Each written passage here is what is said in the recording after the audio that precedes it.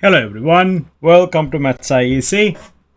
Today we are going to discuss one way to prove Pythagoras theorem. Now everybody knows the Pythagoras theorem, but where does it come from? There are multiple ways of proving this, but we're just going to learn one visual method.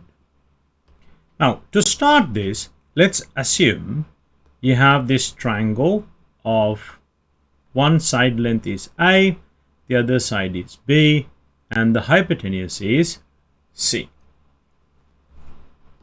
Now I'm going to take four of these and then arrange them in a specific way. So here I have four identical triangles just like the first one.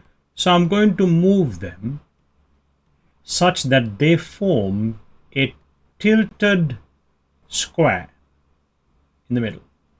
Now let's label all the sides. So we know the shortest side is A, and this one is B, and this one is C. A, B, C. A, B, C, and the same. Now I'm going to take four more identical triangles and then I'm going to arrange this in a slightly different way. So here's one, and here's the second one, and this one goes here, and then this one goes here. Now let's mark the lengths of the sides. So this is A, this is B, and this one here is C, B here, A here, A, B, B, and A. Now, if you think about this large shape here and this large shape here, obviously they have the same areas. Now, what about the area of this middle bit here? That is C squared. What about the area of this part here? That one is B squared because length times width. And what about this one here? So this is A squared. C squared, B squared, and A squared. Now, here's the key. Both of these large shapes have the same area.